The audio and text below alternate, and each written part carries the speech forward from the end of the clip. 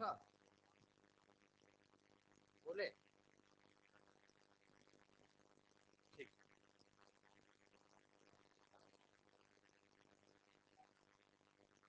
नहीं। हाँ हाँ।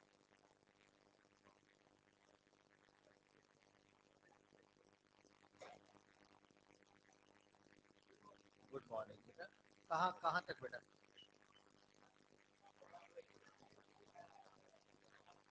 चलो, वहाँ वहाँ से अभी शुरू करते हैं।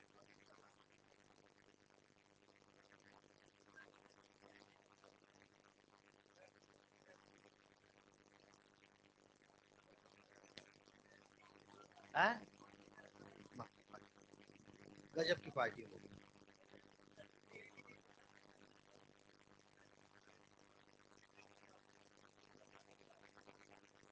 तो हम मैक्रो कंज्यूमर्स पढ़ रहे थे।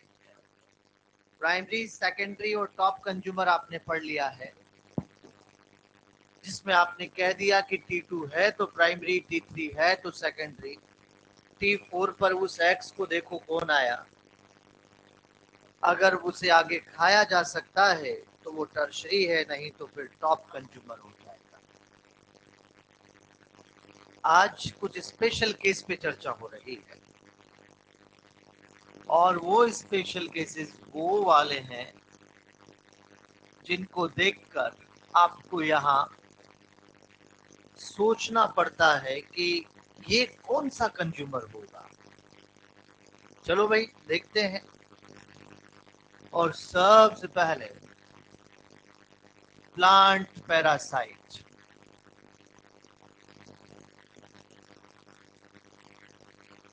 चाहे कस्कूटा, चाहे रेफ्लेशिया,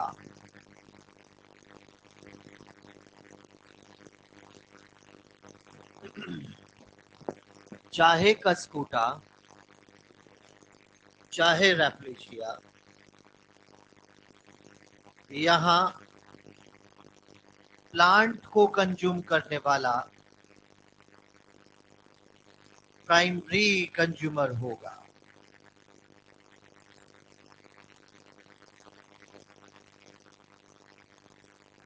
प्लांट को कंज्यूम करने वाला प्राइमरी कंज्यूमर होगा। तो प्लांट पैरासाइट प्राइमरी कंज्यूमर है। दूसरा आता है एनिमल पैरासाइट। चाहे लीच, चाहे कोई और, animal parasites are secondary consumer. Animal parasites को आप सेकेंडरी कंज्यूमर के नाम से पुकारेंगे। ये सेकेंडरी कंज्यूमर है। लेकिन क्वेश्चन ये आ रहा है कि लीच काऊ के ऊपर चिपकी हुई है, तो सेकेंडरी कंज्यूमर कहने में कोई दिक्कत नहीं, क्योंकि काऊ प्राइमरी है। लेकिन अगर वही लीच क्रोकोडाइल के गम्स में जाके चिपक जाती है, तो फिर उसे कौन से कंज्यूमर कहेंगे?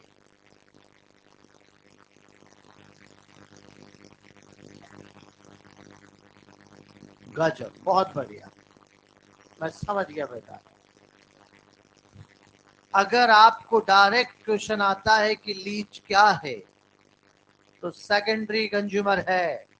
अगर उसे कुछ और पूछना है, फूड चेन बना के देगा। जब जिस ट्रॉफिक लेवल पे होगी वो बता देंगे। अगर उसने लीच को T4 पे रखा है तो टर्शरी कंज्यूमर, T3 पे रखा सेकेंडरी कंज्यूमर। अरे समझ पा रहे हो बेटा आप? लेकिन अगर उसने सीधा क्वेश्चन पूछा कि लीच क्या है, तो सेकेंडरी कंज्यूमर। और कुछ और जानना चाहता है तो फूड चेन बना के दे भाई, जिस ट्रॉफिक लेवल पे होगी वो बताएंगे। हाँ, लीच को कभी टॉप नहीं कहना, क्योंकि पैरासाइट्स टॉप नहीं होते बेटा। इनको आगे खाने की पॉसिबिलिटी है, तो ये टॉप कंज्यूमर नहीं। सही है। इधर बेटा बोर्ड पे सीधे बैठ जाओ आराम से, कि मतलब सिरहाना लगा के बैठना जरूरी नहीं है। तो यहाँ पर ये प्लांट पैरासाइट, एनिमल पैरासाइट हो गया। और अब आगे बढ़ जाऊं, पता पलटे, इंसेक्टिवोरस प्लांट। जल्दी बैठ जाओ बेटा, जल्दी। 8:25 के बाद जो भी आएगा उसको फिर एंट्री नहीं मिलेगी अब कल से। 8:20 का टाइम है, 5 मिनट एक्स्ट्रा मिलेंगे।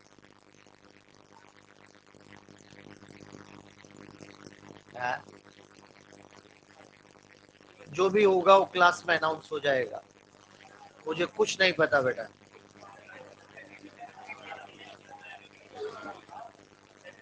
जब तक आपको अनाउंस नहीं होता तब तक आप एज इट इज क्लास में आए। हाँ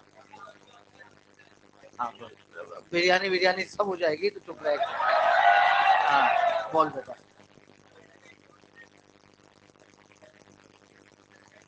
कोई भी पैरासाइट एमी भी आएगा, कंज्यूम तो किया है उसने भी, कंज्यूम तो किया है, और जो कंज्यूम करता है वही कंज्यूमर है।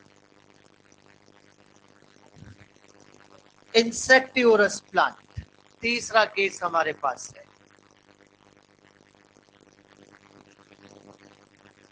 इंसेक्टिवोरस प्लांट्स, जिनको कि आप प्रीडेटर प्लांट के नाम से भी पुकारते हैं, जिनको कि बेटा आप कार्निवोर प्लांट के नाम से भी पुकारते हैं।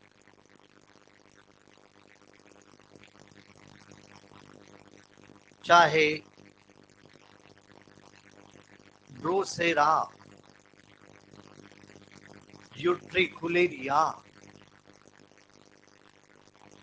एक्सेट्रा। अरे इंसेक्टिवोरस प्लांट प्रोड्यूसर भी है और सेकेंडरी कंज्यूमर भी है।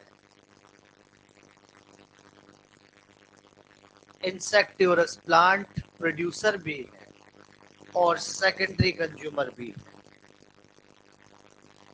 क्योंकि ये फोटोसिंथेसिस तो करते ही है,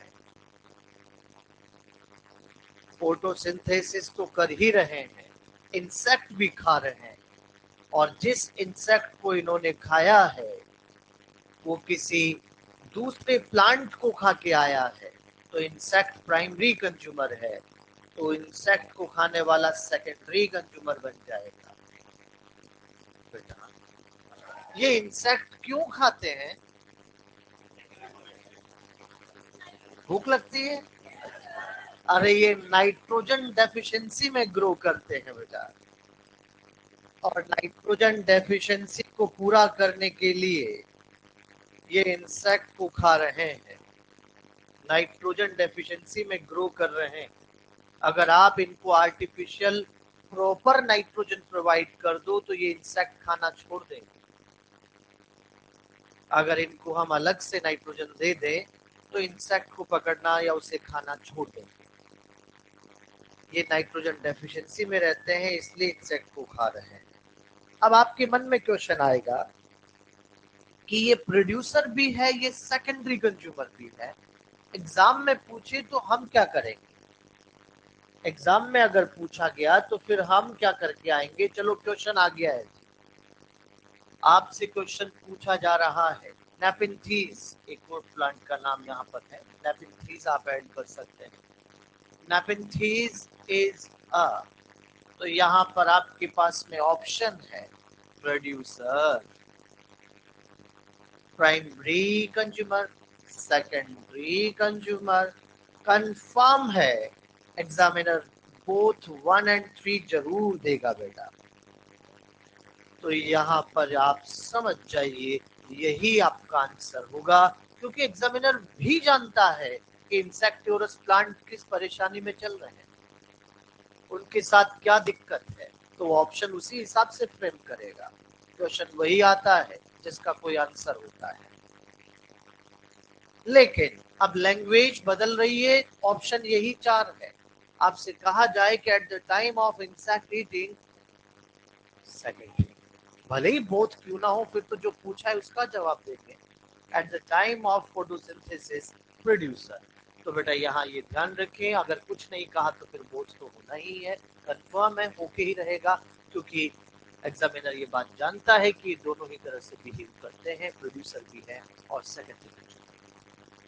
ठीक बात। एक और केस आया, हो गया यहाँ तक? तुरंत बेटा।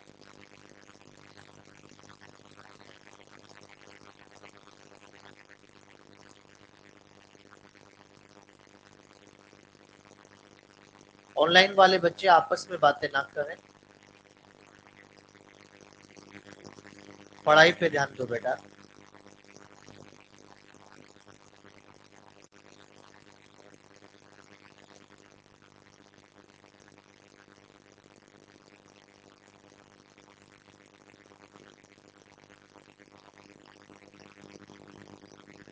एक और केस आ रहा है और वो है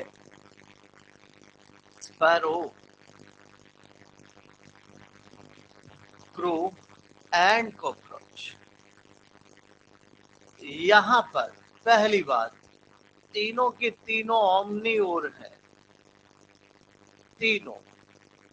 क्योंकि आप जरा स्पैरो को देखो, अरे ये सीड भी खाती है, ये इंसेक्ट भी खाती है। जब ये सीड खाती है तो प्राइमरी कंज्यूमर, जब इंसेक्ट खाती सेकेंडरी कंज्यूमर। सही बात है। तो सीड भी खाएगी, इंसेक्ट भी खाएगी, मतलब हर्बीवोर और कार्निवोर दोनों की तरह बिहेव करेगी। तो क्या इसको आप ओमनीवोर कहेंगे? एक बात सब बच्चे यहाँ पर ध्यान से सुन लेना, स्पैरो का एक इंडिविजुअल एक बार में एक टाइम पर या तो प्राइमरी एक ही ट्रॉफिक लेवल पे आएगा। स्पैरो का एक इंडिविजुअल एक बार में एक टाइम पर या तो प्राइमरी या तो सेकेंडरी। सबको क्लियर है?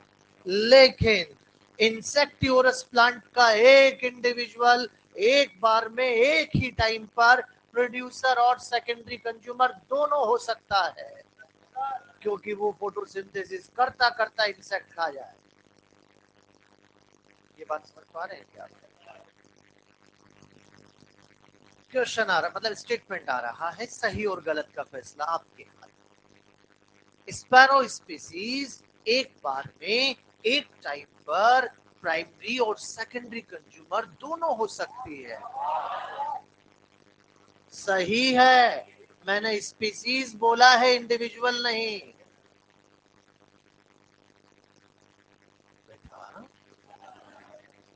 एक स्पैरो का इंडिविजुअल कहीं सीड खा रहा है तो उसी समय दूसरा इंडिविजुअल इंसेक्ट भी तो खा सकता है ना। तो जब आपके एनसीईआरटी पता 249 पे ऐसा लिखती है कि गिवन ऑर्गेनिज्म में occupy more than one trophic level at some time, अगर ऐसा लिख रही है तो वो तो हो गया इंसेक्टिवोरस प्लांट, गिवन ऑर्गेनिज्म। और अगर गिवन स्पीसीज लिखा है तो वो स्पैरो का एग्जांपल आप दे सकते हो। अरे समझे रहे? अगर एक ऑर्गेनिज्म एक बार में एक ही टाइम पर एक से ज्यादा ट्रॉफिक लेवल कैरी कर रहा है तो वो कौन सा ऑर्गेनिज्म है? Insectivorous plant. नहीं समझेगी बात? लेकिन अगर अगर गिवन स्पीसीज करके आता है तो फिर क्या लिखना है? स्पैरो। ठीक बात। क्रो, रोटी खा लो। प्राइमरी। कोई भी बच्चा ऐसा नहीं कहेगा कि सीड पर इंसेक्ट बैठा है उसको खा रही है। सीड पर इंसेक्ट बैठना रेयर केस है, और रेयर बातों को हम इंक्लूड नहीं करते क्योंकि कभी कभार, समझ रहे हैं आप? तो ये मत कहना कि मैं तो रोज ऐसे ही खिलवाता हूँ। बेटा कौवे रोटी खा लेना। चूहा भी उठा के ले जाता है क्या? तो सेकेंडरी कंज्यूमर। यहाँ पर ये प्राइमरी और सेकेंडरी दोनों बन रहा है क्योंकि ओमनीवोर है। कॉकरोच रोटी खा ले। कॉकरोच कॉकरोच को खा गया, कैनाबलिज्म होता है। तो तीनों के तीनों प्राइमरी सेकेंडरी प्राइमरी सेकेंडरी। है ना ओमनी और। अगर ऐसा है तो तीनों ओमनी और में ही रखे जाएंगे। और आपके एनसीईआरटी भी कह रही है पता 246 पे कि crow and cockroach are omnivore. ऐसा एनसीईआरटी ने लिखा है बेटा। सेकंड पैराग्राफ,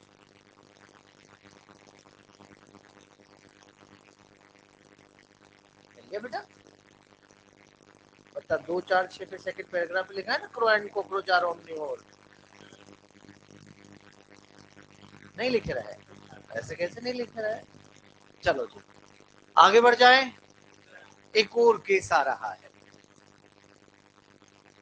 ह्यूमन, मामला घातक है। आ जाओ बेटा जल्दी आ जाओ, और नींद देर से खुलती है तेरी। हाँ जाओ जो बेटा खुश हो।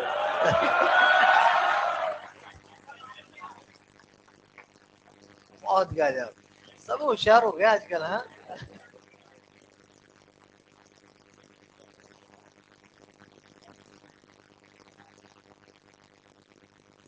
ह्यूमन, ये थोड़ा भारी केस है। यहाँ पर आप देख सकते हैं कि ये प्राइमरी कंज्यूमर भी होता है, सेकेंडरी कंज्यूमर भी होता है, टॉप कंज्यूमर भी होता है। सभी तरह से बिहेव कर सकता है ह्यूमन, क्योंकि जो हाथ लगे सब खा जाता है। यहाँ पर अगर जैसे पहली फूड चेन आप देखते हैं कि ये रहा प्लांट, ये रहा मैन, तो यहाँ पर आप देख सकते हैं कि जी रहा T1, ठीक। और जब T2 पे होगा तो कौन सा कंज्यूमर। बेटा यहाँ पर आप बच्चे देख पा रहे हैं कि ये रही ग्रास, ये रही, और ये रहा T1, ठीक ठीक। कौन सा कंज्यूमर। बेटा आप यहाँ पर देख पाएंगे कि ये रही ग्रास, ये रहा छोटा रैबिट, और यहाँ पर इसको वाइल्ड पिग खा जाता है, और कुछ लोग पोर्क खाते हैं। अगर ऐसा है तो ये रहा T1, T T4। कौन सा कंज्यूमर। समझ पा रहे क्या आप। तो यहाँ वही कंसेप्ट फॉलो किया है कि T2 है तो प्राइमरी, T3 है तो सेकेंडरी, T4 पे इस X को देखो क्या ऐसा है जिसे आगे नहीं खा सकते तो क्या है टॉप। ऊपर वाली दोनों फूड चेन में भी मैन टॉप ही है, लेकिन बस प्राइमरी और सेकेंडरी तो इसलिए कहा कि इसका T2 और T3 बताना है। अरे अरे, लेकिन अगर डायरेक्ट क्वेश्चन आता है, आपको ऐसा लिखा जाता है कि ये क्या है, तो आपका आंसर क्या होगा। बिल्कुल टॉप ही होगा बेटा, टॉप ही होगा। एनसीईआरटी पता नंबर 245, सबसे नीचे वाली फूड चेन देखेंगे आप, पता 245। एनसीईआरटी, एनसीईआरटी, आ जाओ,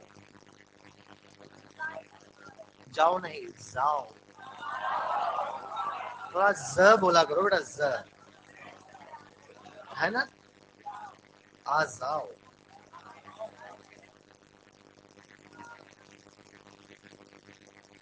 ये वाला पता होगा।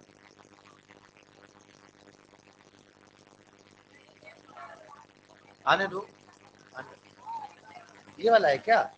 अच्छा बहुत बढ़िया, गजब हो गया है, बहुत गजब हो गया। अच्छा जूम करना है, ओके। अब मैं समझ गया बेटा, जूम नहीं करना, जूम करना। बस बस बस,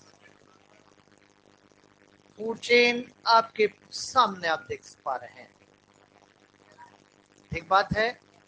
यहाँ पर इस फूड चेन में आप बच्चे देखेंगे बेटा, आप बच्चे यहाँ पर देख पा रहे हैं कि ग्रास को लिखो T1, ठीक ठीक। कौन सा कंज्यूमर लिखा ना एनसीईआरटी ने। जब T3 पर है तो सेकेंडरी कंज्यूमर है यहाँ पर, यही एनसीईआरटी आपसे कह रहे हैं। लेकिन आप थोड़ा सा दिमाग पे जोर लगा लेना बेटा, आप ध्यान से। एनसीईआरटी ने एरो आगे भी बढ़ाया, लेकिन कुछ लिखा नहीं। बोलूं मैं अब ध्यान से इधर। एनसीईआरटी बस आपको ये समझाना चाह रही है कि जिसे आगे खाने की पॉसिबिलिटी होती है उसे टॉप नहीं कहते। जब मैं ये स्टेटमेंट बोल रहा हूँ ना, एनसीईआरटी ये समझाना चाह रही है, तो उस टाइम पर आप ये सोचो कि यहाँ वो है जिसे आगे खाया जा सकता है, फिर इसको मत सोचा करो। वहां समझाना, सिर्फ समझाना, बाकी और कोई मैटर नहीं। अगर यहाँ पर कोई खाता तो फिर लिखती तो। मैंने को आगे कोई नहीं खाता बेटा, सिर्फ समझाने की कोशिश हो रही है कि जिसे आगे खाया जा सकता है उसे फिर टॉप नहीं कहते। तभी तो यहाँ पर सीधा सीधा क्या लिखा है, सेकंड फिगर। किसी कोई दिक्कत? कोई मेरे से ये तो नहीं पूछेगा कि मैन को आगे कौन खाता है? कोई नहीं खाता। मैं फिर कह रहा हूँ, ये तो सिर्फ समझाने का प्रयास, क्योंकि खाता तो लिखती तो नहीं लिखा, सिर्फ समझाया है कि जिसे आगे खाने की पॉसिबिलिटी होती है उसे टॉप नहीं कहते। अरे सीधी बात है, दो फूड चेन का काम एक में ही चला दिया। या तो दो अलग अलग फूड चेन बनाती, उसके बजाय एक ही फूड चेन बनाकर उसी में आगे थोड़ा एरो खींच के लिख दिया कि इसे आगे खाने की पॉसिबिलिटी है तो इसको टॉप नहीं कहेंगे। उस टाइम पर जब आगे खाने की पॉसिबिलिटी है तो फिर ये मैन नहीं है, कोई ऐसा है जिसे आगे खाया जा सकता है। अरे अरे, समझ रहे बेटा, चालाकी एनसीईआरटी की। ओ, ये तो ज्यादा समझ गई बालिका। अब यहाँ अगले पत्ते पे आ जाओ। अगले पत्ते पर आपको यहाँ पर एक इस तरह का एक टेबल यहाँ दिया हुआ है, देख पा रहे हैं आप? अच्छा, हम लिखते चलते हैं। प्रोड्यूसर्स को यहाँ पर आप कहोगे T1 primary consumer, secondary consumer, tertiary consumer, और T4 पे कौन है, क्या है? सीधी बात। तो यहाँ पर वही दोनों बातें जो अभी अभी मैंने पूछे तो फॉलो की, वही तो एनसीईआरटी भी कर रही है। तो बेटा यहाँ पर कोई दिक्कत वाली बात नहीं, बहुत सिंपल है। आपको ज्यादा इसमें उलझने वाली कोई बात नहीं। आपको यही करना है कि अगर वो T2 है तो प्राइमरी, T3 है तो सेकेंडरी, उसके आगे देखो, अगर आगे नहीं खाया जा सकता तो क्या हो जाएगा, टॉप। अरे आप तो मस्त होके क्वेश्चन सॉल्व कीजिए, कोई चक्कर वाली बात नहीं। ऐसा एक भी क्वेश्चन नहीं मिलेगा जिसमें आप अटक जाएंगे, हो ही नहीं सकता। चले फिर आगे बढ़ जाए। तो यहाँ पर अब हम थे यहाँ, ये हो गया।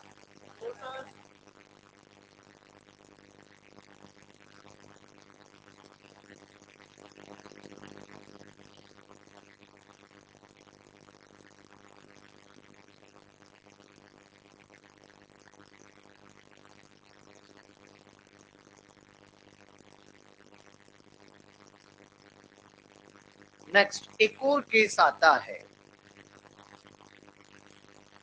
जहां मिल्क एंड मिल्क प्रोडक्ट को खाने वाले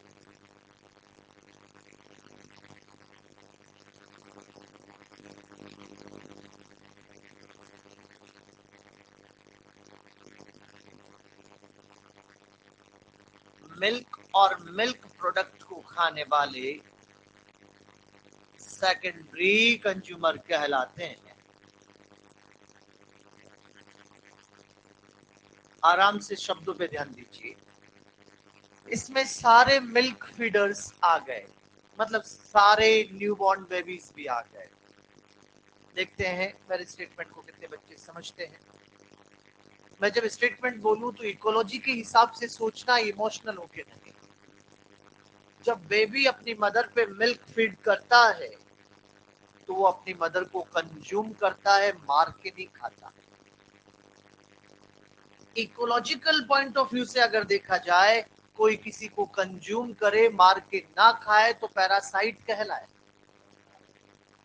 जब बेबी अपनी मदर पे मिल्क फीड करता है तो एज अ पैरासाइट बिहेव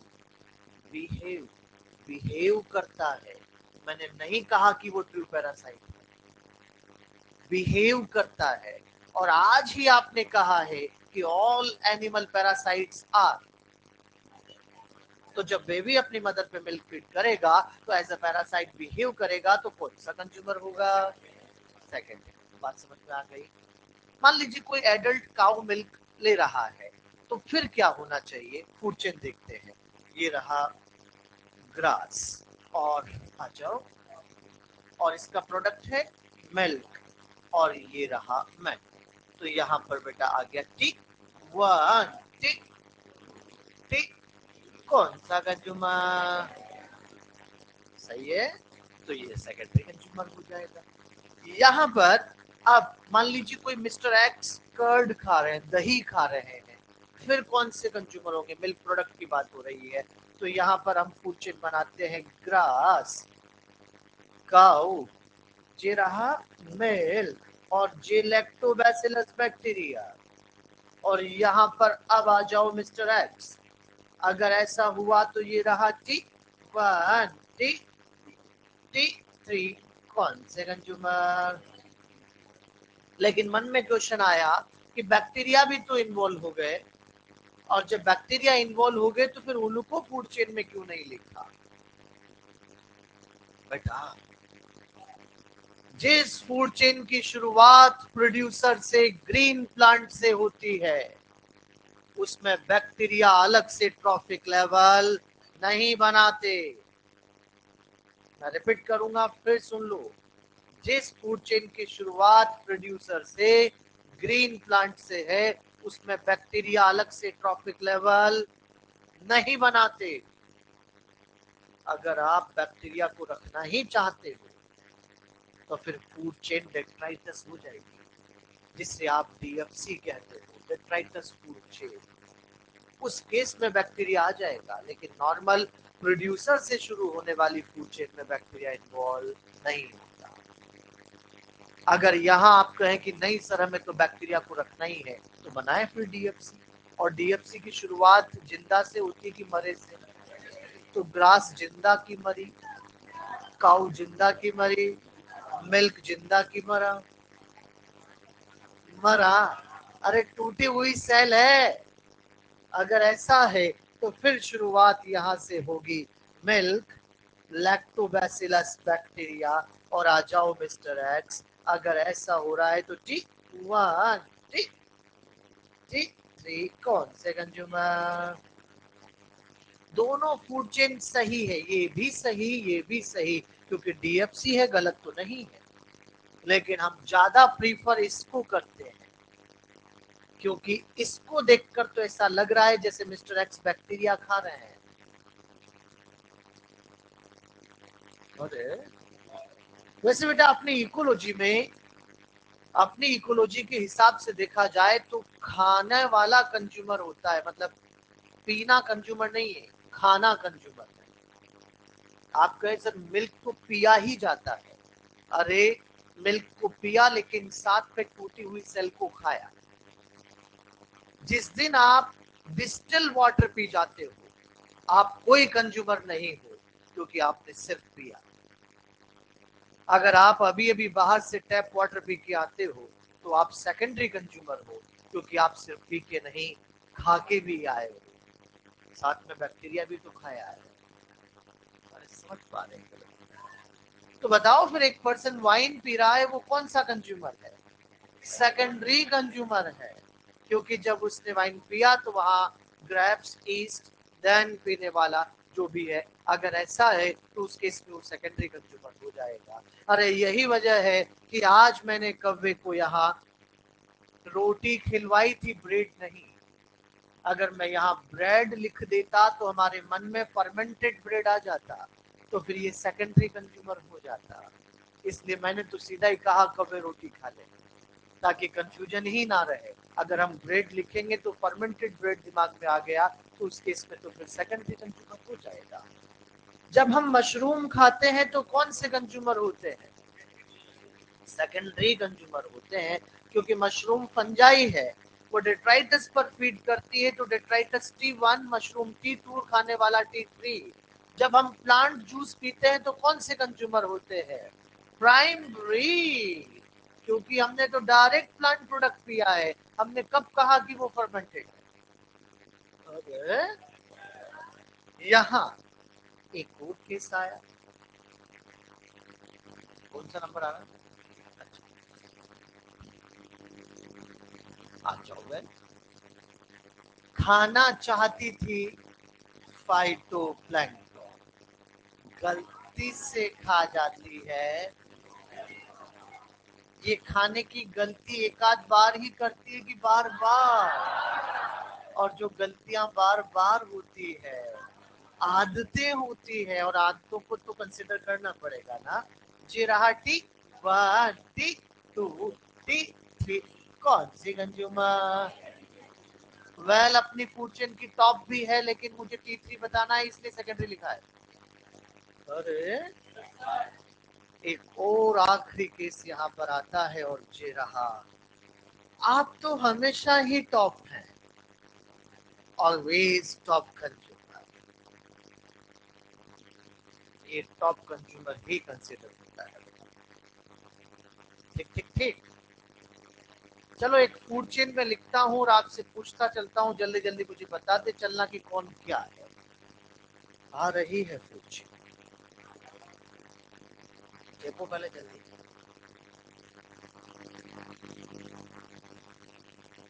आप मुझे भी है, आज रफ्तार घातक है। हाँ?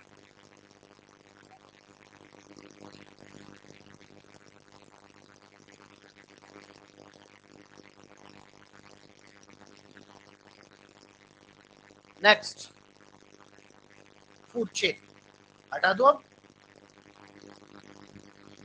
आराम से पीछे वाले बच्चे। फूड चेन आपके सामने, ग्रास,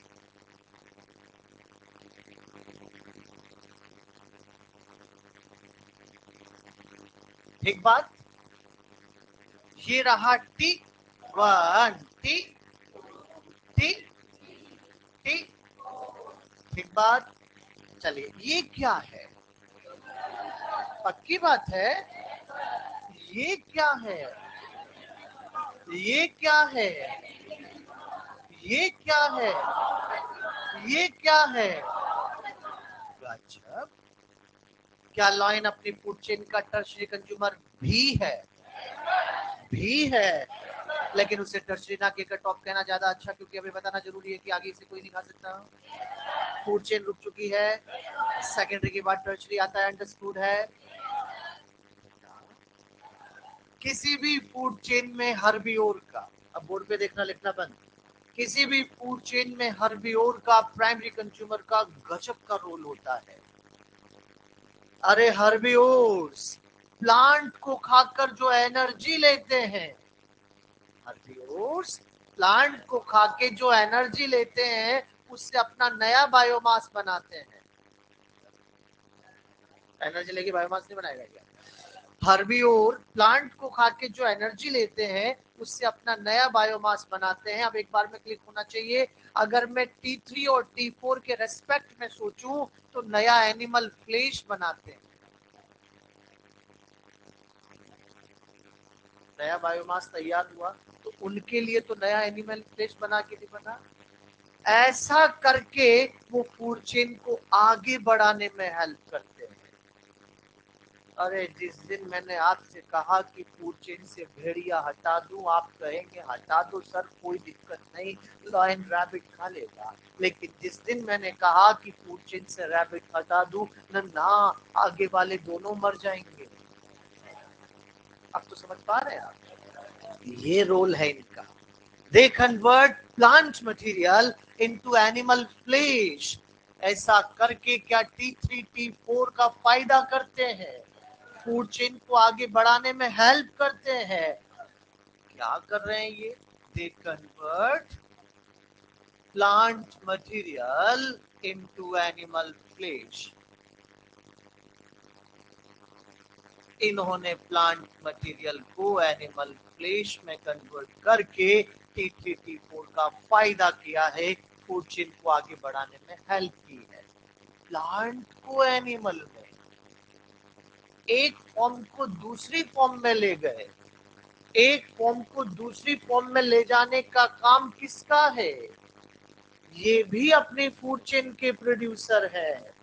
लेकिन प्राइमरी नहीं, सेकेंडरी प्रोड्यूसर कहलाते हैं, क्योंकि फूड चेन के जो रियल प्रोड्यूसर है वो यहाँ के प्राइमरी प्रोड्यूसर है। किसी बच्चे को कोई दिक्कत? अगर कभी आपसे पूछा जाए कि फूड चेन का सेकेंडरी प्रोड्यूसर कौन है, तो आंसर हर्बिवोर। हर बार रैबिट ही हो जरूरी नहीं है,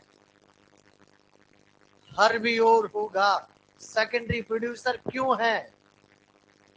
they convert plant material into animal flash. एक फॉर्म को दूसरी फॉर्म में ले जाने का काम किया है, इसलिए वो भी प्रोड्यूसर है, लेकिन प्राइमरी नहीं, सेकेंडरी प्रोड्यूसर है। क्या भेड़िया अपनी फूड चेन का पहला कार्निवोर है? और जो पहला कार्निवोर है, क्या उसे मैं प्राइमरी कार्निवोर कह दूं बेटा? प्राइमरी कार्निवोर कह दिया है जो पहला कार्निवोर है उसको। जरा बोर्ड पे देख लो रे, 1 2 3। ये 1 2 3 समझ में आ रहा कि नहीं आ रहा? 1 2 3। Primary carnivore, secondary consumer, third trophic level, एक ही बात है। क्या कहा? Primary carnivore, secondary consumer, third trophic level, एक ही। क्या थर्ड ट्रॉफिक लेवल पे प्राइमरी कार्निवोर आते हैं? क्या सेकेंडरी कंज्यूमर प्राइमरी कार्निवोर कहलाते हैं? क्या थर्ड ट्रॉफिक लेवल पर सेकेंडरी कंज्यूमर आते हैं? अरे कैसे भी उल्टा पुल्टा करके पूछे, सब समझ में आ जाएगा ना। प्राइमरी कार्निवोर शब्द भी एनसीईआरटी यूज कर रही है, तो प्राइमरी कार्निवोर किसके लिए कहा है आज समझ में आ जाना चाहिए। चीजें हल्की फुल्की कॉम्प्लेक्स हो रही है, लेकिन आप जैसे बच्चों के लिए कोई मुश्किल नहीं। क्या लाइन अपनी फूड चेन का सेकेंडरी या टॉप कार्निवोर है? तो कहा दो बेटा, टॉप कार्निवोर। ये रैबिट को, मतलब हर्बिवोर को की इंडस्ट्री एनिमल भी कह देते हैं। लिखो तो लिख लो, नहीं तो कोई बात नहीं। की का मतलब इम्पोर्टेंट, इंडस्ट्री का मतलब प्रोडक्शन है। इन्होंने फूड चेन का इम्पोर्टेंट प्रोडक्शन किया है, अभी फूड चेन आगे बढ़ रही है। फूड चेन का, इकोसिस्टम का नहीं। इकोसिस्टम का इम्पोर्टेंट प्रोडक्शन तो प्रोड्यूसर करते हैं, फूड चेन का इम्पोर्टेंट प्रोडक्शन। या फिर ऐसा कह दो कि मीट इंडस्ट्री में हर्बिवोर यूज होते हैं, कुछ भी कह सकते हैं। एक शब्द आता है, पुराने क्वेश्चंस में मिल सकता है आपको, गिल्ड।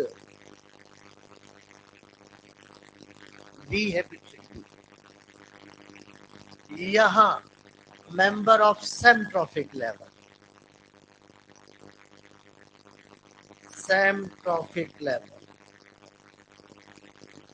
गिल्ड कहलाते हैं। जैसे काउ, डियर, रैबिट, तीनों के तीनों T2 कहलाते हैं।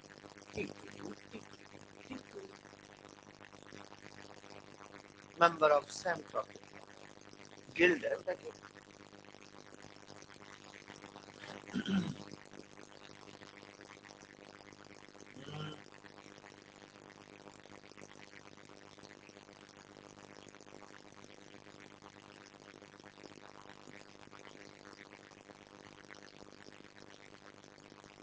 हो गया। तो इस तरह से आज मैक्रो कंज्यूमर्स भी हमारे बीच। आओ बेटा माइक्रो कंज्यूमर पे चलते हैं।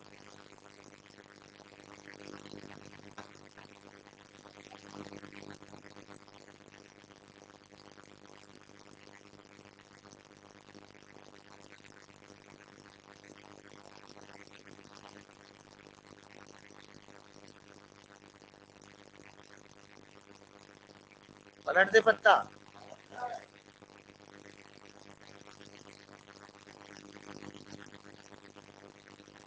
कर लो बेटा, जल्दी नोट कर लो।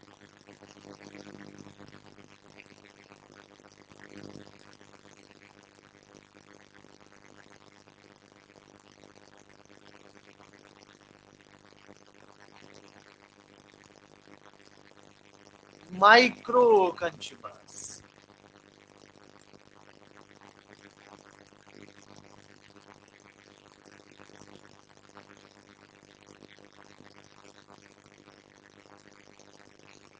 माइक्रो कंज्यूमर्स जिन्हें आप डीकंपोजर के नाम से भी पुकारते हो, जिन्हें आप सैप्रोट्रॉफ भी कहते हो, जिन्हें आप ऑस्मोट्रॉफ भी कहते हो। ऑस्मोट्रॉफ वो कहलाते हैं जो पचा पचा के खाते हैं, फर्स्ट डाइजेस्ट देन इंजेस्ट। जो पचा के खाएगा वो ऑस्मोट्रॉफ। इनको आप स्कैवेंजर भी कहते हैं क्योंकि मरे हुए को खा रहे हैं। नाम और भी है, आएंगे अभी।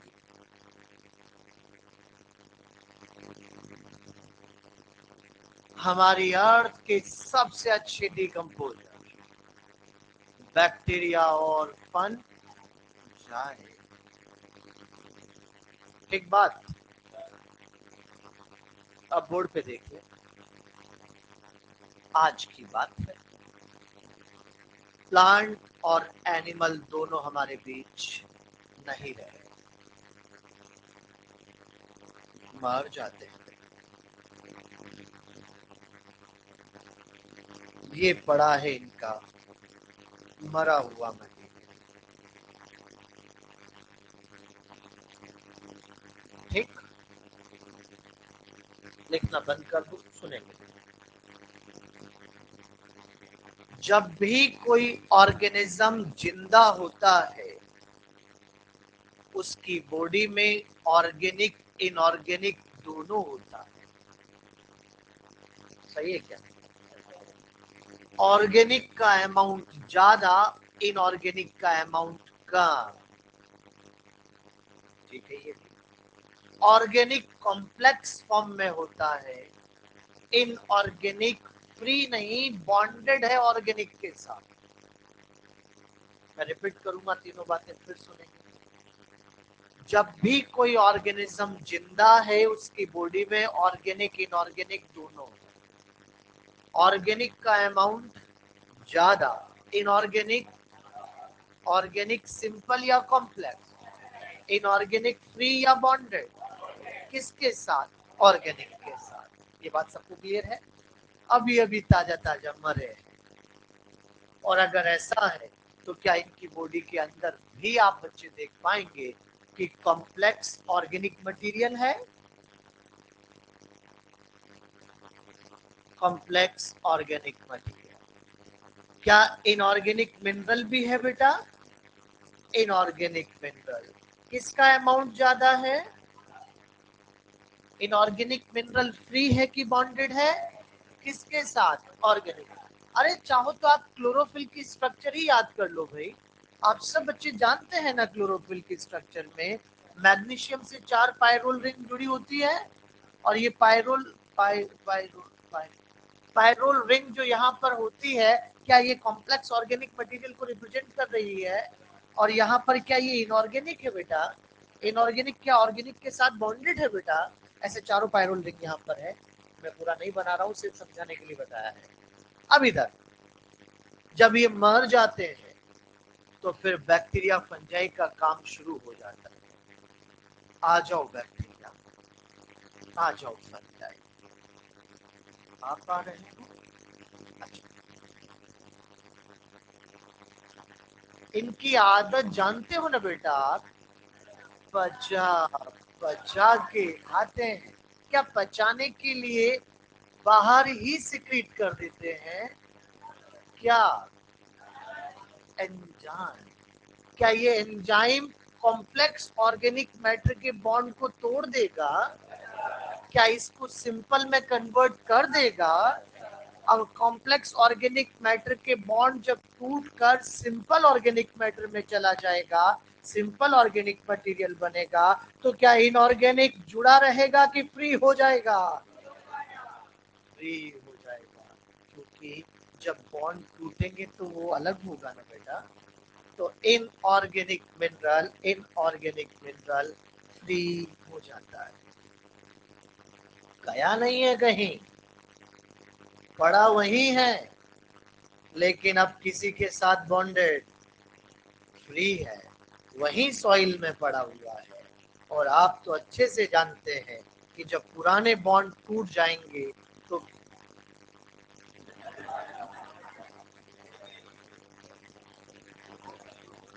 तो इस इनऑर्गेनिक मिनरल को किसी और के साथ जाने में दिक्कत, क्योंकि उसके पुराने बॉन्ड टूट चुके हैं। बेटा आप भावुक नहीं होंगे बेटा। अगर ऐसा है तो उस एरिया के प्रोड्यूसर तैयार ही बैठे हैं। इनऑर्गेनिक मिनरल, क्या तुम फ्री हो गए? आज आ जाओ।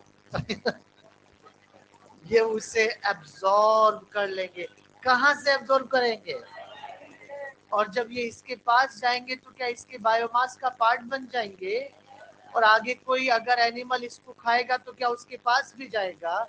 तो खाने के लिए क्या मैं टीटू को बुला लूं बेटा? आ जाओ टीटू।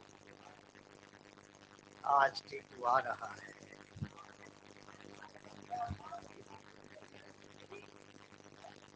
आज टीटू आएगा।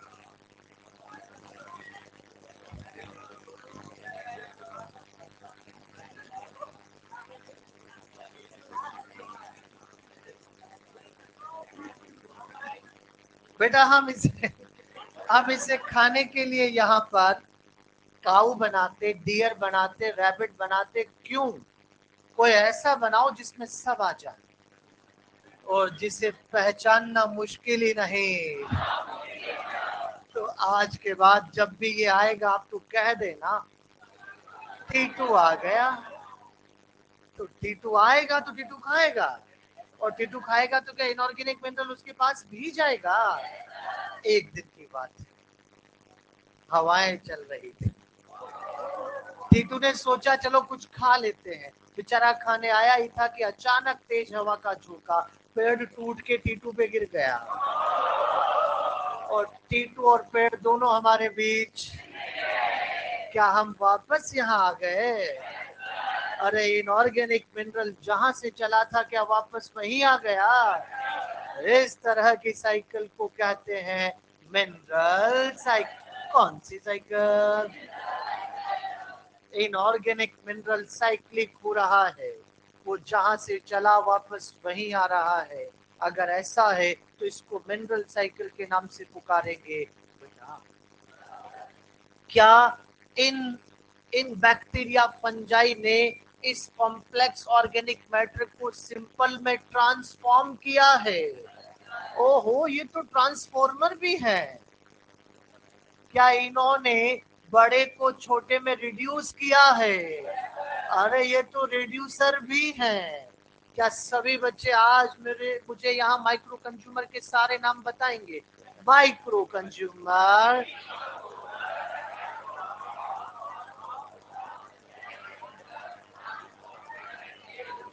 गजब। बेटा हमने प्रोड्यूसर के लिए क्या क्या लिखा था? प्रोड्यूसर, ऑटोट्रॉफ,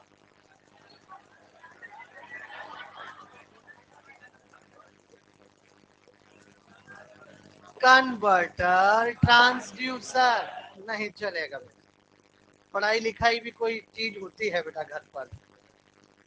ऐसे कैसे मामला है? दोबारा बताओ। Producer, converter, transducer. अच्छा हमने एनिमल्स के लिए क्या क्या लिखा?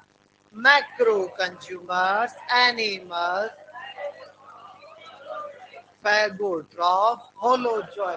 फैगोट्रॉफ का क्या मतलब होता है?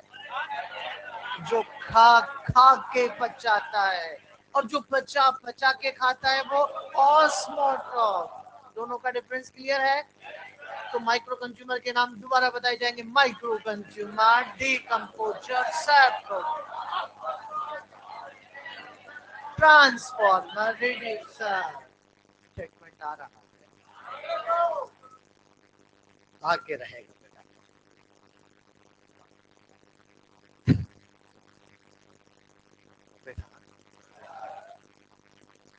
All decomposers are scavengers.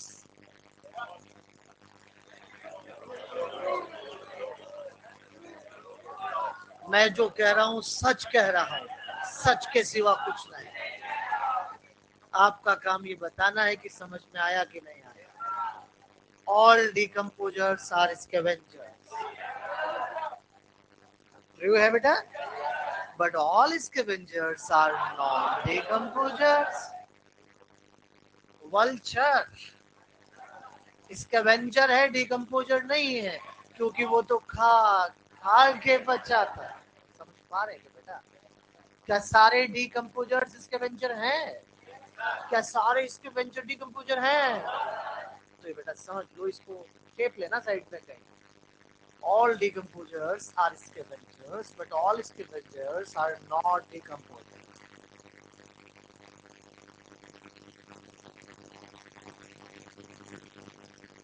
Scavenger.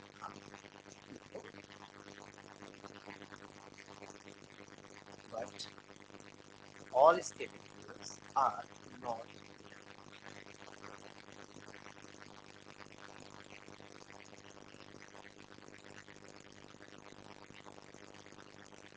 बस एक बात है बेटा, हम ह्यूमंस, एनिमल्स, हम भी डिकम्पोजर हैं, क्योंकि हम भी तो वही काम कर रहे हैं जो बैक्टीरिया फंजाई कर रहा है। फर्क सिर्फ इतना है कि उन्होंने बाहर कर दिया और हम बॉडी के अंदर कर रहे हैं। हम भी तो डाइजेशन करते हैं, हम भी तो कॉम्प्लेक्स ऑर्गेनिक को सिंपल में ले जाते हैं, हम भी तो इनऑर्गेनिक मिनरल को फ्री करवाते हैं, लेकिन हम बहुत स्वार्थी डिकम्पोजर हैं। अरे इनऑर्गेनिक मिनरल का मैक्सिमम पार्ट हम हमारी बॉडी में रोक लेते हैं। कुछ inorganic mineral along with simple organic material बाहर आता है, लेकिन मैक्सिमम इनऑर्गेनिक मिनरल को हम हमारी बॉडी में रोक लेते हैं। लेकिन जरा बैक्टीरिया फंजाई को तो देखो, इनऑर्गेनिक मिनरल का मैक्सिमम पार्ट सॉइल में लेके आते हैं। तो बताओ, नेचर के लिए सच में काम हम कर रहे हैं कि बैक्टीरिया फंजाई? तो हमारी अर्थ के रियल डिकम्पोजर कौन है? हम तो नारियल हैं। हम तो, क्योंकि हम तो अपने लिए कर रहे हैं। ऐसा तब तक होता रहेगा जब तक हम जिंदा हैं। इनऑर्गेनिक मिनरल हमारी बॉडी का पार्ट बनता जा रहा है जब तक हम जिंदा हैं। जिस दिन हम मर जाएंगे, दो बातें होंगी, या तो हमें दफना देंगे या जला देंगे। अगर हमें जला दिया तो इनऑर्गेनिक मिनरल वही राख में आ जाएगा, और अगर हमें दफना दिया तो बैक्टीरिया फंगस वही तोड़कर हमें मिट्टी में मिला देगा। अरे कहने को बातें लगती है, लेकिन आज तो प्रूव हो गया रे बेटा, माटी का पुतला और माटी में मिल जाना। संभालो अपने आप को बेटा। इनऑर्गेनिक मिनरल चला भी यहीं से था, सॉइल से चलता है, और एक दिन उसे आना भी वही है। ये बात समझ जाओ बेटा, चलता वो यहीं से है और एक दिन उसे आना भी यही है। तो यहाँ पर इनऑर्गेनिक मिनरल साइक्लिक हो रहा है। इनऑर्गेनिक मिनरल साइक्लिक हो रहा है। इसका मतलब ये हुआ कि हमारा बायोस्फीयर, हमारा इनऑर्गेनिक मिनरल को लेकर क्लोज्ड सिस्टम है। हमारा बायोस्फीयर इनऑर्गेनिक मिनरल को लेकर क्लोज्ड सिस्टम है। ये ध्यान रखेंगे आप। इस तरह से बनाते हैं इसको। आई से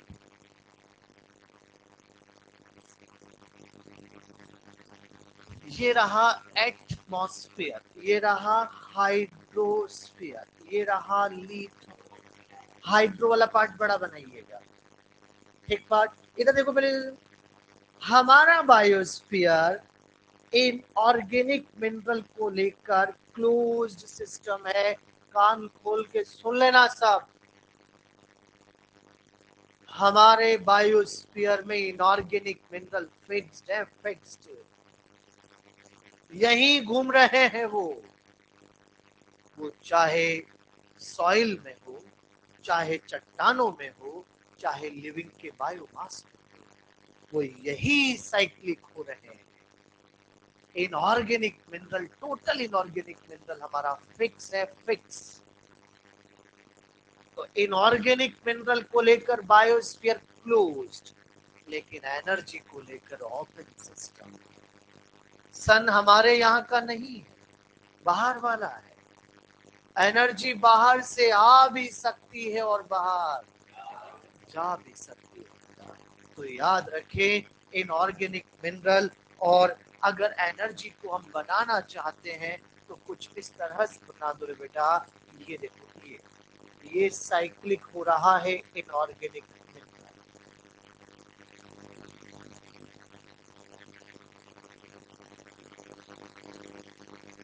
लेकिन एनर्जी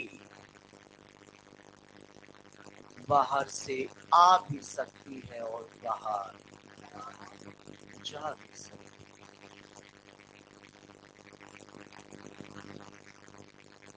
तो फिर बताओ बेटा, बायोस्फीयर ओपन सिस्टम किसके लिए?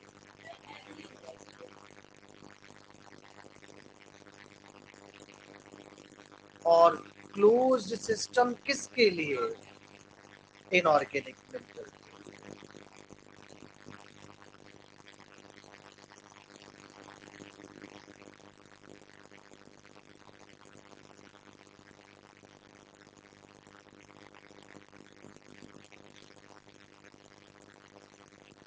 और क्लोज्ड इनऑर्गेनिक मिनरल।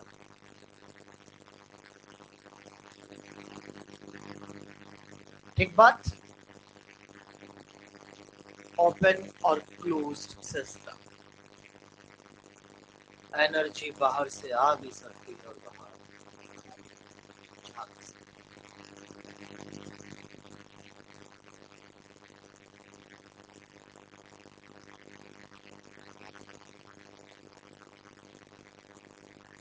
पीछे वाला पत्थर हो गया था,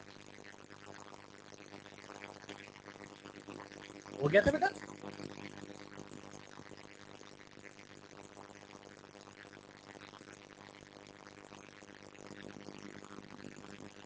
जल्दी।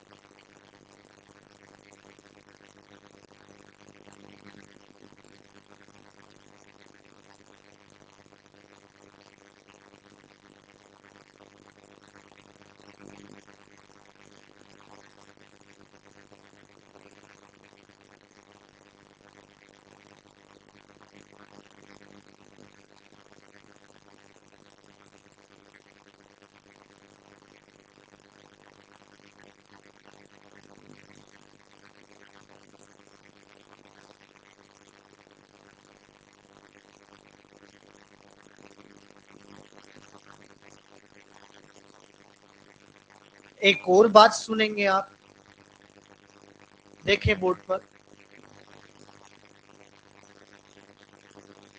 जब बैक्टीरिया, फंजाई इस पर वर्क करता है तो उनको भी तो एनर्जी मिलती है ना। बिना मतलब के कौन काम करेगा? उनको भी एनर्जी मिलती है, और जब उन्हें एनर्जी मिलती है तो वो अपना नया बायोमास बनाते हैं। वो जब नया बायोमास बनाएंगे तो नई सेल, नया डीएनए, नए सेल कंटेंट बनाएंगे, तो बेचारे उनको भी तो इनऑर्गेनिक मिनरल चाहिए ना। कहां से लाएंगे वो भी तो यहीं से लेंगे। आज 1000 इनऑर्गेनिक मिनरल फ्री होकर सॉइल में आना चाहिए था, लेकिन 800 ही पहुंचा। 200 इन्होंने अपने पास रोका। 800 पहुंचा ऐसा कह के मैंने समझा दिया मैक्सिमम पहुंचा, लेकिन जितना 200 इन्होंने अपने पास रोक लिया, क्या वो अभी अभी इन वाले इनऑर्गेनिक मिनरल की तरह प्रोड्यूसर के पास जाने के लिए उपलब्ध है? नहीं। क्या वो इनकी तरह मोबाइल है? This phenomena known as nutrient immobilization. तो सीधी बात है, out of total released minerals, some minerals are tied up with microbial biomass that become temporarily immobile.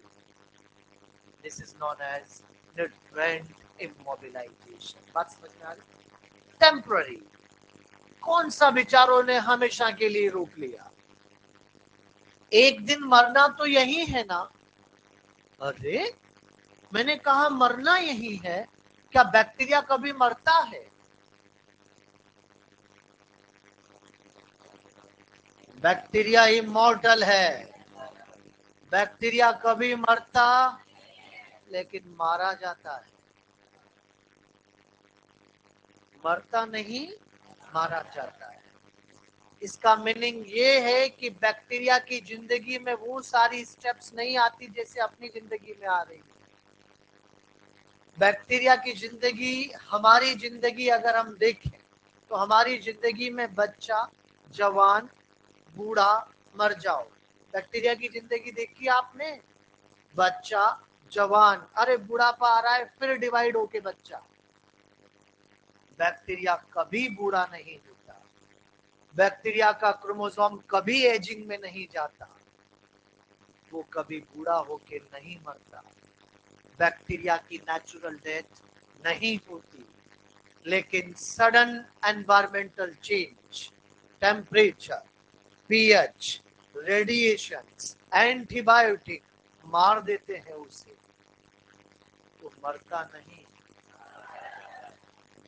और जब मरेगा तो इनऑर्गेनिक मिनरल फाइनली आएगा तो यही ना। अगर ऐसा है तो समझ जाओ कुछ टाइम के लिए जो उसने अपने पास रोक लिया वही क्या कहलाता है? Nutrient immobilization. तो यहाँ क्या सब बच्चे न्यूट्रिएंट इमोबिलाइजेशन को घर पर खुद से लिख लेंगे? क्या होता है ये? नहीं लिख पाएंगे। अरे अति घातक बच्चे हो चुके हैं। तो फिर ऐसे लिखो,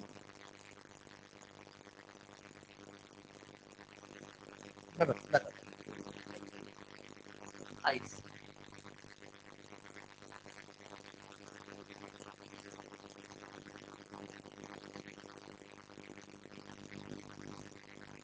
ऐसे लिखो, कॉम्प्लेक्स ऑर्गेनिक मैटर, ऐसे शॉर्ट में लिख देते हैं फिर आपके लिए, प्लस इनऑर्गेनिक मिनरल। यही बात है। आज जो बैक्टीरिया बन जाए आ गया। कॉम्प्लेक्स ऑर्गेनिक मैटर को तो किस में कन्वर्ट किया? Simple organic bacteria. और यहाँ इनऑर्गेनिक मिनरल फ्री हो गया। वैसे ही लिख दो बेटा कि ये 1000, इसमें से 800 तो गया सॉइल में और 200 गया माइक्रोबियल बायोमास।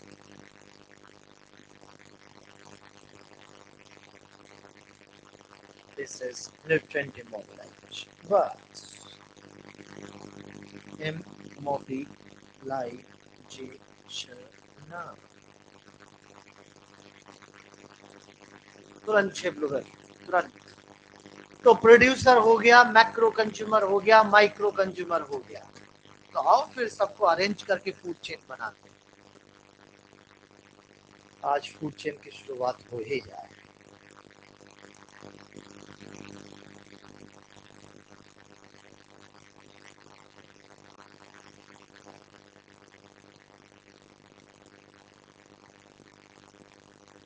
आज तो ऐसी बढ़िया काम कर रहा है।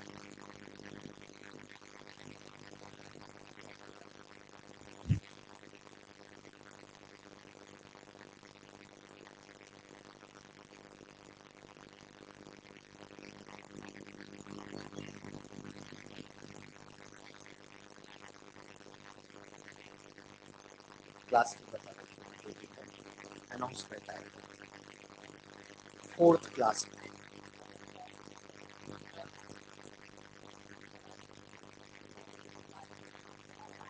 कल आना कि नहीं आना उसके लिए अनाउंसमेंट आएगा, कहाँ आना है इसके लिए नहीं आएगा।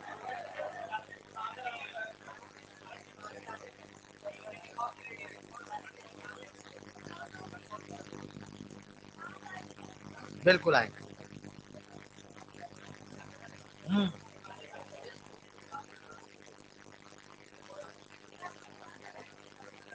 सब ले ले।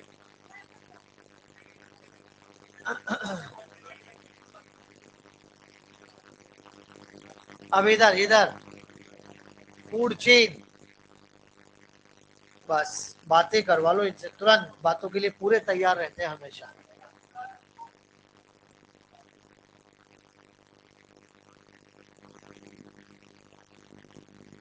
फूड चेन,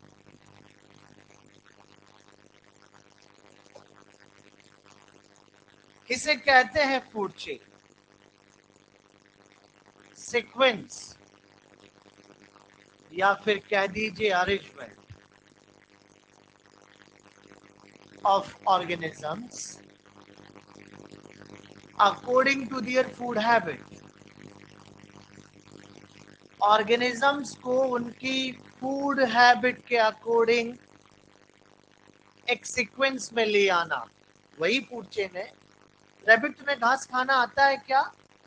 अच्छा बोल गए रैबिट। आ जाओ यहाँ।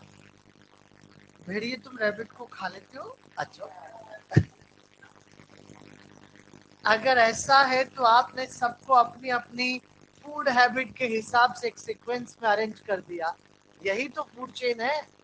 और जब ऐसी बातें होती है तो ट्रॉफिक लेवल टर्म जरूर आती है। ट्रॉफिक लेवल, वैसे तो आपने कह दिया था कि फंक्शनल पोजीशन,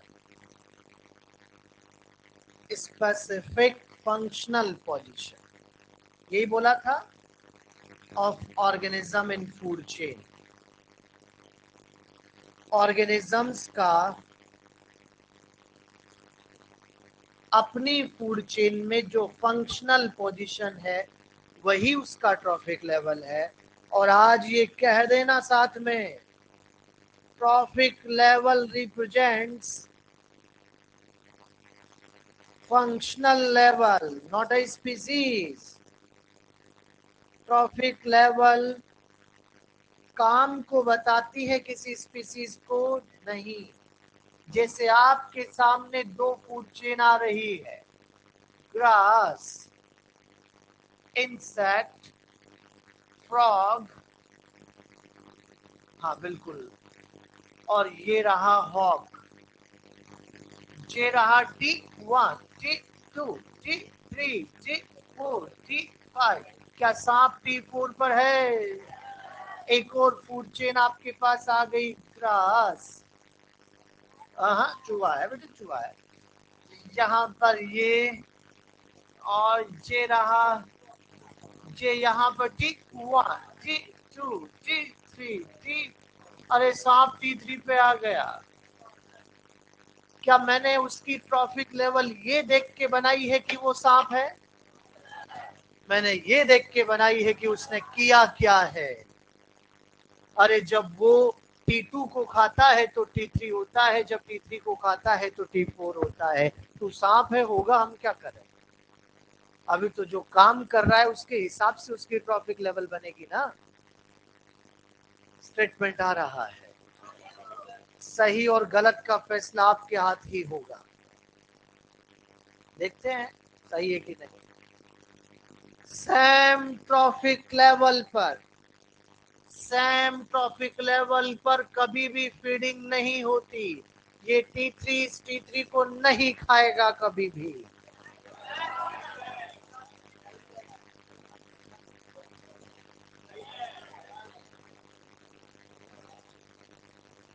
सही है।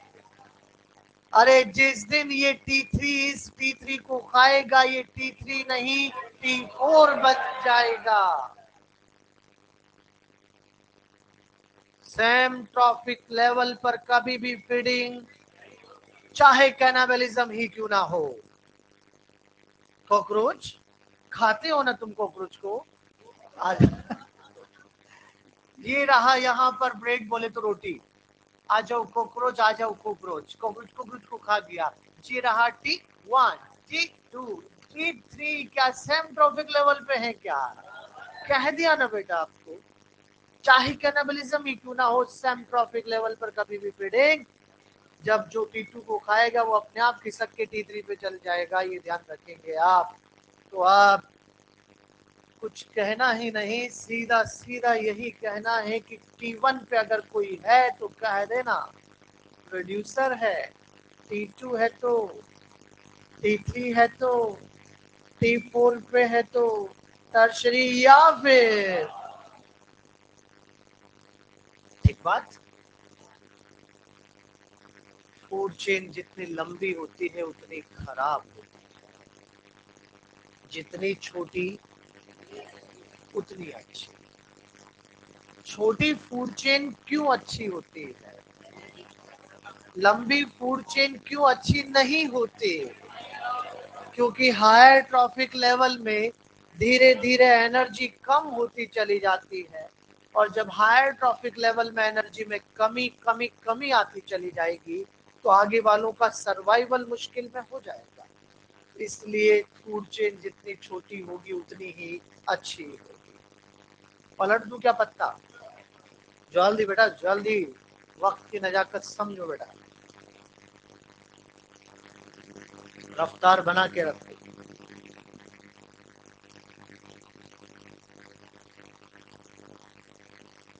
पलटे बेटा, आज क्या मामला है हा?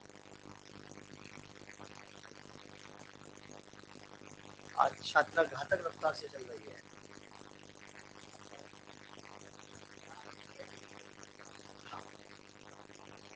सिर्फ कल कल और कब तक क्या? बाबा सर बहुत लंबी छुट्टी पे चले गए।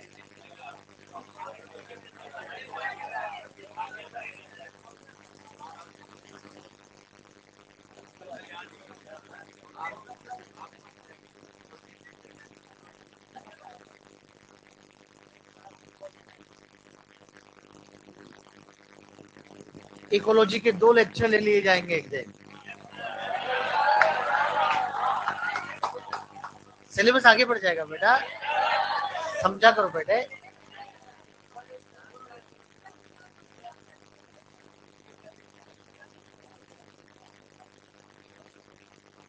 लॉन्ग फूड चेन अच्छी नहीं है, जितनी छोटी उतनी अच्छी। फिर आप कहेंगे कि सर छोटी फूड चेन कितनी छोटी होनी चाहिए?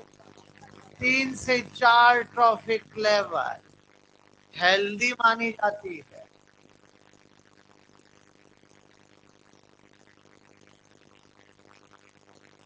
क्योंकि आप तो जानते हो ना बेटा, energy transfer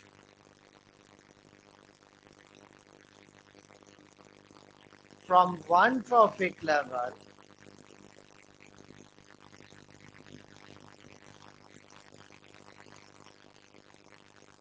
another trophic level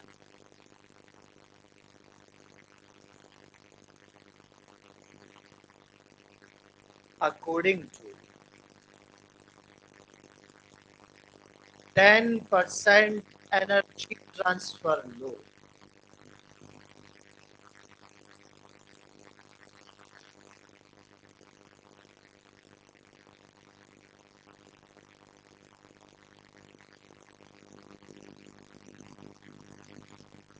इसे ट्रॉफिक काइनेटिक कंसेप्ट के नाम से पुकारते हैं। मतलब एक ट्रॉफिक लेवल से दूसरी ट्रॉफिक लेवल में 10% एनर्जी ही ट्रांसफर होती है।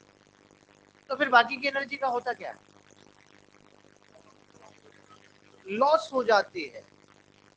तो फिर बड़ा क्वेश्चन तो ये बना कि 10% ही क्यों? 15%, 20% एनर्जी क्यों नहीं जाती?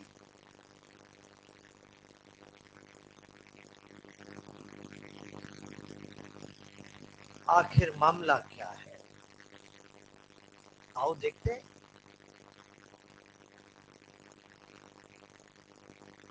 तो इसके लिए आज आपके एनसीईआरटी से एनर्जी फ्लो समझाया जाएगा कि 10% एनर्जी ही क्यों ट्रांसफर होती है, बाकी के एनर्जी का होता क्या है। हमारे इकोसिस्टम का एक फंक्शन भी है ना एनर्जी फ्लो।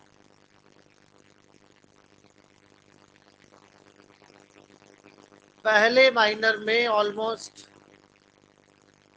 लगभग कंप्लीट इकोलॉजी आने वाली है, लगभग। मैंने कहा पूरी हो जाएगी, चलो आधी मान लें, आधी आ जाएगी।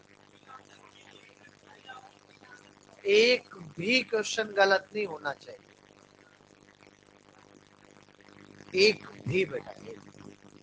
कहां से आएगा? इकोलॉजी के ई से आएगा। और कहां से आएगा? अच्छा एनसीईआरटी से आएगा, ऐसे ऐसे पूछ रहे हो? सब एनसीईआरटी से आएगा। और जो आपको ऐसा लगेगा कि बाहर से, मैं आपको बताऊंगा कि एनसीईआरटी में कहाँ है। समझ गए बात? तो जो बोर्ड पे पढ़ा दिया उसी से आएगा, बाहर तो जाएगा नहीं कहीं भी। फिर भी अगर क्वेश्चन गलत होता है तो उसके पीछे दो ही बातें होगी, या तो आपने नहीं पढ़ा या मैंने नहीं पढ़ाया। और मैंने नहीं पढ़ाया ये मैं होने नहीं दूंगा। बात एक ही बचेगी बेटा, सोच लेना फिर। एक भी गलत नहीं होना चाहिए। हर एक बच्चे के बायोलॉजी में 360 आउट ऑफ 360। कोई मतलब नहीं है, फिर दोबारा पढ़ने का क्या मतलब आ गया? फिर वही चीजें तो पढ़ रहे हैं बार बार। अब फिर भी अगर 360 ना आए तो फिर वो बहाने हैं, एनसीईआरटी से बाहर का था। ये सिर्फ हम, वो जो हमारे अंदर कोई रहता है ना, उसको समझाते हैं हम, ये तो एनसीईआरटी से बाहर आ गया था, ओहो सिली मिस्टेक हो गई थी, मैंने तो ऑप्शन ही नहीं पढ़े थे, ओएमआर में गलत फिल हो गया था। ये बहाने हैं, इनको कोई नहीं सुनता। बाद में सब देखते हैं कि मार्कशीट पता कितने हैं। ये बात याद रख लेना। तो इसलिए इन बहानों पे काम करना छोड़ दो बेटा, अपने आप से क्वेश्चन करो कि क्या हो रहा है। ये देखते हैं माइनर के बाद। तो चलिए यहाँ एनर्जी फ्लो।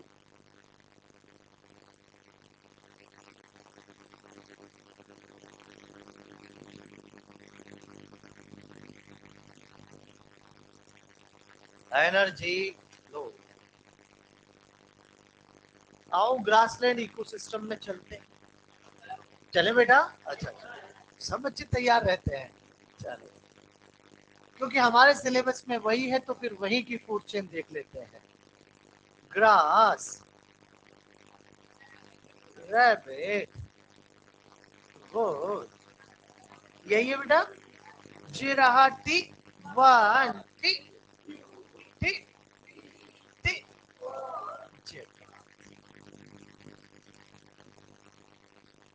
आज इकोसिस्टम में एनर्जी फ्लो स्टडी किया जा रहा है। तो 45 का है क्या टाइम? 50 का है ना बेटा?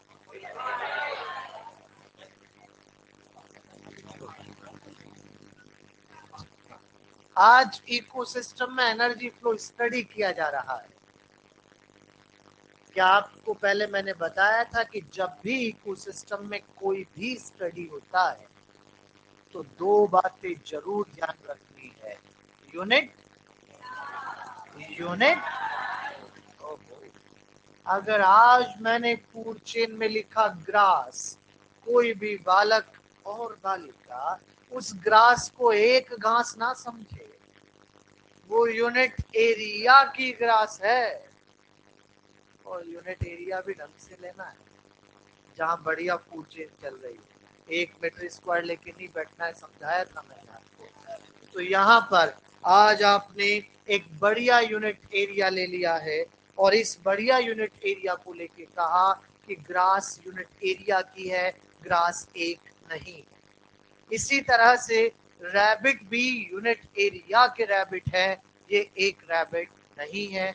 आगे भी बेटा यही सब कुछ ध्यान रखेंगे, लेकिन लाइन एक हो सकता है क्योंकि टॉप कंज्यूमर। तो यहाँ आज जब भी मैं इसको पढ़ाते हुए आपसे कहूं कि रैबिट घास खा के आया, तो आप कहेंगे T1 की एनर्जी T2 पे आई।